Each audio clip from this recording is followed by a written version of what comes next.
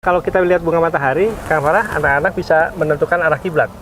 Oh, Di mana bunga matahari menghadap, Iya. pasti insya Allah belakangnya adalah kiblat.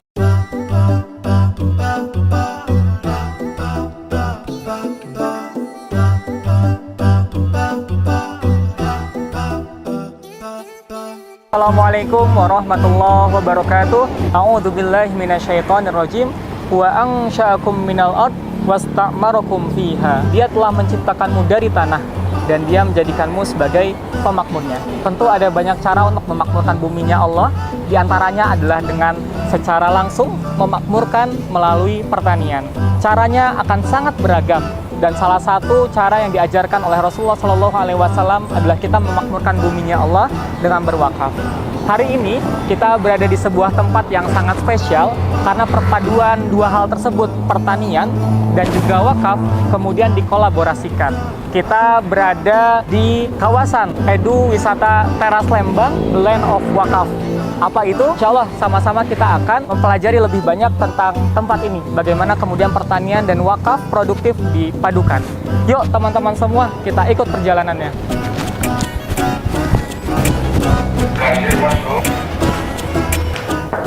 Assalamualaikum. Assalamualaikum Pak Dedi. Sehat Pak? Alhamdulillah. Ya, ya, kata naon Pak Dedi.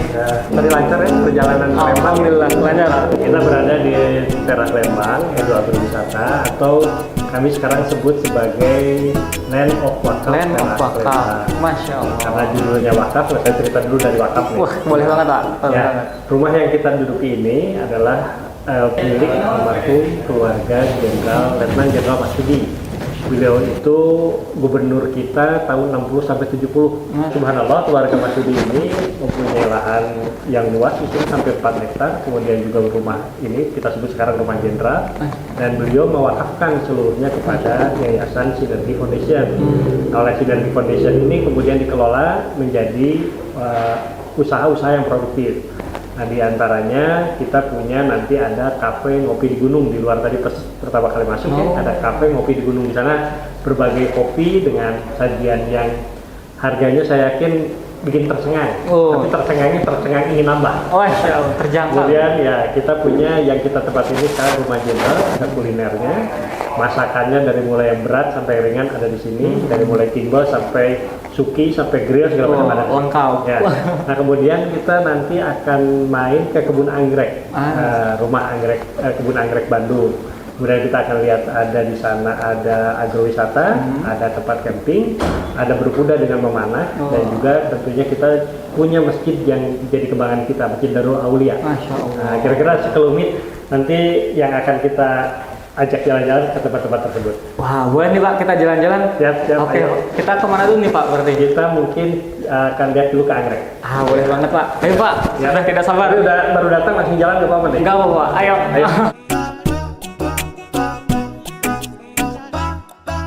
Nah, ini kita akan masuk ke kebun anggrek Bandung namanya. Di sini selain anggrek ada tanaman hias lain. Nah, anak-anak ataupun grup-grup sekolah yang datang ke sini itu biasanya oleh kami dijelaskan bahwa ada satu pohon yang akarnya tidak masuk ke dalam tanah. Tanaman apakah itu? Nah, kita akan masuk melihat tanaman berikut ini, begini pancingannya. Nah, inilah Kang Faras tanaman yang kita maksud. Ini kita kenal dengan nama anggrek kalajengking. Tidak berbisa kalajengking tapi ya. Tidak, akar-akar yang kita maksud ada tanaman yang tidak perlu kena tanah si akarnya. Inilah koleksi kami Kang Faras. Tapi sebelum ke anggrek yang besar, saya kenalkan dulu Kang Faras bahwa anggrek itu awalnya tuh dari sini. Nah, ini anggrek yang kita kembangkan dulu di botol. Dari sinilah baru kemudian ditanam. Ini anggrek-anggrek kita. Jadi di sini kita selain memamerkan tentunya juga menjual. Dari nilai-nilai penjualan inilah yang kita gunakan nantinya untuk memutarkan produktivitas tanah wakaf di sini, sehingga nanti wakafnya hasilnya dipakai lagi untuk kegiatan yang lain seperti kegiatan di Sinergi Foundation untuk rumah sakit bersalin gratis, untuk sekolah gratis dan lain sebagainya. Lah, Kang Faras, warna dari mulai warna salem putih, kemudian ke merah, ke apa nih warna ada yang kuning segala macam, ini oleh kita disampaikan ke anak-anak adalah kekayaan anggrek Nusantara, kekayaan anggrek kita. Tetapi ada sesuatu di balik itu bahwa semua yang bisa menciptakan dengan keanekaragaman ini hanya satu zat yang paling mulia dan paling mempunyai kemampuannya adalah Allah Subhanahu wa taala. Nilai itulah yang kita tanamkan di sini. Jadi anak-anak selalu setelah kita jelaskan secara ilmiahnya, cara budidayanya, kembalikan kita kepada Allah Subhanahu wa taala sebagai yang menghidupkan, yang memberikan warna cerah dan lain sebagainya. Itu hanya Allah yang berkuasa. Kita hanya berusaha. Kang Faras dewasa kan, kita menanam, saya juga menanam. Kemudian anak TK menanam, Allah bisa kuasakan yang anak TK yang bagus hasil penanamannya. Itulah yang seharusnya memang kita selalu ke anak-anak apapun ya, tidak hanya tanaman apapun. Nanti ketemu dengan sesuatu yang mentakjubkan segala macam, sainsnya harus dapat, teknologinya harus dapat, dan semuanya kembalikan kepada kekuasaan Allah Subhanahu wa taala. Nah, setelah dari kebun anggrek, kita kemana lagi nih, Pak? Sekarang kita sudah mulai akan masuki ke kebun sayur. Wah, di sana siap, ceritanya Pak. lebih hebat lagi. Masya Allah. Kalau anak-anak datang ke tempat ini, saya kenalkan ini adalah tempat bayi-bayi tanaman. Bayi tanaman. Bayi tanaman itu macam-macam. Ada yang datangnya dia di stek. Nah, seperti ini batang, kemudian stek, alhamdulillah jadi. Kemudian ada yang sulur. Sulur itu seperti stroberi. Dia menyulur, kemudian oleh kita dikasih bok bayi lah ya. Nah, kemudian jadi dia akarnya keluar, kita taruh di sini. Nanti kalau sudah tumbuh tinggal gunting. Itu stroberi. Kemudian yang dari biji. Nah, biji ini seperti yang saya pegang ini biji bunga matahari. Setelah sekitar 1 minggu dia akan tumbuh seperti ini. Nah, anak-anak sekolah ini biasanya kita minta mereka nanam. Kemudian nanti ini dibawa pulang ke rumah. Kemudian kita juga punya biji sayuran. Nah, kalau biji sayuran lebih kecil-kecil lagi. Nah, inilah biji pakcoy. Biji pakcoy. Ya, kadang-kadang anak-anak tahu nama, tahu sayur nggak tahu nama. Ini biji pakcoy, bibit pakcoy yang kira-kira 1 mingguan lagi ini akan kita pindah tanam ke kebun. Semua tanaman itu betul perlu makan. Nah, makanannya apa? Makanannya itu pupuk. Nah, salah satunya pupuknya itu kita minta tolong kepada hewan kecil yang kadang-kadang kalau orang Sunda bilang ini diibaratkan orang yang lemah. Kang Faras jangan mau jadi cacing cau katanya. Padahal si cacing ini hewan yang luar biasa. Masya Allah. Inilah cacing tanah. Atau ya kebanyakan semua cacing-cacing saya hargai luar biasa. Ini adalah namanya Lumbrecus rubellus. Dia punya kemampuan makan seberat tubuhnya. Nah, adik-adik kalau yang datang ke sini suka ditanya, adik-adik berat badan berapa? 20 kilo misalnya. Bisa nggak makan 20 kilo sehari? Nggak akan ada yang bisa. Karena makanan manusia nggak mungkin seberat tubuhnya, cacing mampu. Nah, cacing ini nanti menghasilkan kascing namanya. Kascing ini sebetulnya apa yang dia makan dan kemudian oleh dia dikeluarkan. Padahal awalnya ini bisa jadi dari kompos, sisa tanaman, sisa kotoran hewan dan sebagainya. Tapi kalau sudah jadi begini sudah tidak ada bau dan siap untuk dijadikan pupuk tanaman, luar biasa. Nah, kemudian ada lagi. Kami di sini kan punya kafe dengan rumah makan. Kadang-kadang ada sisa buah-buahan. Oleh kita dimasukkan ke dalam sebuah tong yang kedap udara, kemudian dikasih dengan tetes tebu atau molase, dan kemudian kita minta tolong lagi ke makhluk Allah yang tidak kelihatan betul, mikroorganisme, bakteri dan lain sebagainya, dan jadilah mall mikroorganisme lokal. Dan inilah yang kita pakai untuk ke kebun. Jadi tidak ada lagi pupuk kimia buatan yang ada di kebun. Termasuk pestisidanya kita bikin. Jadi kebun kita ingin menuju ke kebun organik. Kita akan mulai ke kebun di mana anak-anak akan mulai belajar mengolah tanah. Mengolah tanah dulu ya sebelum menanam. Tanah itu perlu diolah, perlu digemburkan. Nah, inilah cangkul ala teras Lembang. Khas. Kalau cangkul yang besar kan harusnya panjang ya. Iya. Tapi karena yang nyangkulnya nanti anak-anak, kita bikin yang kecil. Tapi ini juga berfungsi. Nanti anak-anak oleh kita akan diminta untuk bikin lubang seperti ini. Kemudian ada tandanya supaya dia bikin lubang. Nah, setelah bikin lubang seperti ini, mereka akan diminta untuk memberikan pupuk kandang yang tadi. Pupuk kompos.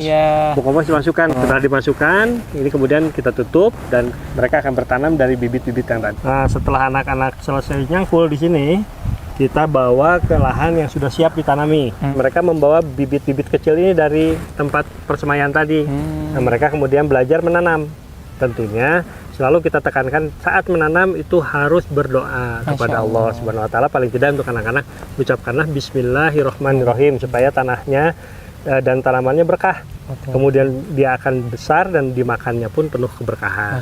Kita mulai ke momen di mana anak-anak paling suka. Setelah 30 hari dipelihara, tentunya dia harus disiram, diberikan pupuk dan dirawat, akan jadilah siap panen 30 hari ini. Jadi anak-anak sekali lagi pada saat di sana baca basmalah. Basmalah. Di sini pun baca basmalah dan juga diakhiri harus dengan alhamdulillah.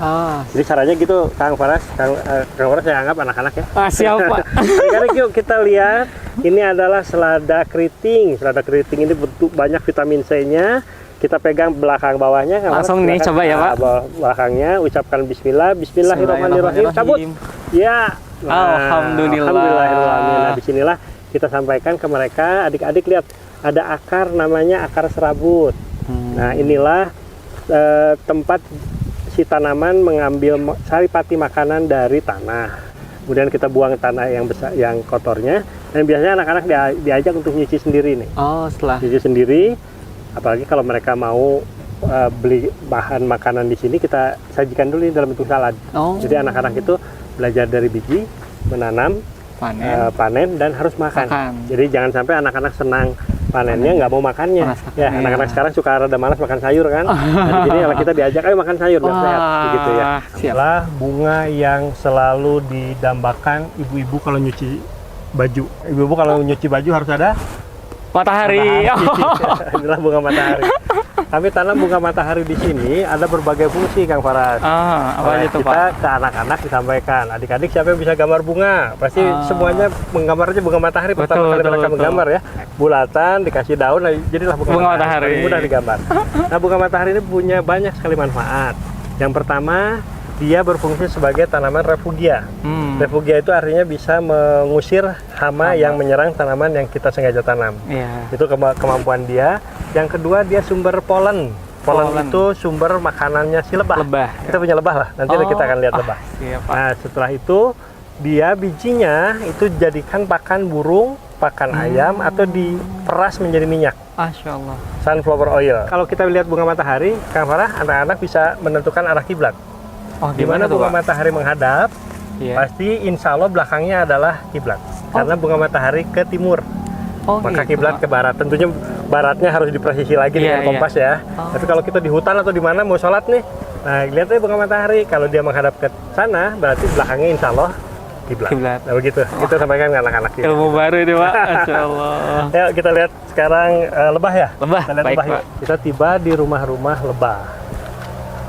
Masya Allah, lebah ini ada dalam Al-Quran ya. Betul. Disebutkan ya. An-Nahl. An-Nahl, ada suratnya khusus tentang lebah. Betul. Jadi apa yang dia kerjakan selalu hal yang baik, apa yang dia ambil selalu dari hal-hal yang baik. Lebah yang kita pelihara ini namanya lebah trigona. Nah, jadi jangan khawatir, ini lebah tak bersengat. Dan bentuknya beda dengan gambar lebah-lebah biasanya. Kalau lebah biasa yang bersengat itu ada belang kuning di perutnya. Yang ini bentuknya seperti semut. Nah ini dia akan terbang, kemudian balik lagi, mengambil polen, mengambil nektar dari bunga matahari, masuk lagi dan seterusnya. Biasanya anak-anak oleh kita diajak untuk mendekat, kemudian melihat ada apa di dalamnya. Nah, supaya mereka melihat betapa si lebah ini kecil-kecil jagoan, dia bikin sarang, bikin telur, juga bikin madu. Nah, ini si telurnya ini sangat, nah itu Kang Faras. Ini telur-telurnya. Nah, telur-telur lebah nih. Nah, si telur ini kalau warnanya begini itu telur muda, baru diisi dengan larva ya, calon larva. Nah, kalau yang sudah warnanya seperti itu, lebih muda, itu justru telur tua. Kemudian inilah di sini kantong madu, biasanya dengan kantong polen. Nah, ini kantong polen nih, warnanya kuning tuh. Betul. Dari serbuk sari bunga matahari tadi. Trigona ini unik, pada saat dicicip oleh anak-anak insya Allah manis. Tapi 3 hari setelah itu dia akan asam. Jadi madu itu jangan dibilang madu rasanya manis, belum tentu. Kalau yang trigona asam. Tapi justru trigona inilah kandungan bipolen, kandungan propolisnya paling tinggi. Jadi kalau Kang Farham ingin lebih sehat, ingin jauh dari segala macam penyakit atau lagi flu, kalau dipilih madu, ada jajaran madu bermacam-macam lebah, maka pilihlah yang trigona. Itu yang paling bagus. Anak-anak pasti ribut kalau ada di sini, karena mereka kan pertama kali lihat masuk ke lorong, di kiri kanannya ada hewan yang besar-besar, yang biasanya mereka hanya lihat di gambar. Nah, inilah sapi yang kita pelihara. Sapi yang ada di sini sapi jantan semua. Kenapa sapi jantan? Karena di sini diutamakan sapi pedaging. kotorannya kita tunggu di kebun. Nah, kotoran ini yang sangat bagus Dimanfaatkan, untuk sayuran tadi dibikin kompos ya. Kemudian kita juga sini pakai namanya silase atau rumput yang sudah diawetkan. Jadi bukan lagi rumput hijau, tapi kita sudah menggunakan teknologi silase. Nah, inilah yang kita sampaikan ke anak-anak tentang belajar bahwa rumput ini bisa diawetkan. Ini kalau sudah awet seperti ini, setahun 2 tahun ini bisa disimpan. Jadi kalau ada saatnya musim kemarau di mana sulit kita mendapatkan rumput hijau, maka rumput silase ini kita pakai. Nah, Waras, kita tadi kan ngelihat sapi dari depan ya. Betul. Sekarang dari belakang. Sekarang dari belakang. Setiap hari sapi ini makan kira-kira hijauan itu 40 kilo. 40 kilo dia masuk ke dalam perutnya, tentunya diolah, nah dia akan keluar menjadi kotoran. Kotorannya itu sehari hampir 4 kilo sampai 5 kilo. Nah, ini kita manfaatkan selain jadi kompos, kita juga ke depan mudah-mudahan segera nih kita akan olah menjadi biogas. Nah, ini biogas ini menghasilkan gas yang bisa kita bakar jadi api. Sehingga rumah makan dan kafe itu mudah-mudahan ya sekitar 30-40% gasnya sudah tidak pakai LPG lagi. Nah, inilah kuda yang kita pelihara di sini. Jenisnya memang cukup tinggi nih kudanya, dan biasa dipakai kegiatan anak-anak tunggang kuda di sini. Lapangannya di sebelah sana cukup besar. Anak-anak biasanya karena banyakan rombongan, satu anak itu kebagiannya 2 putaran.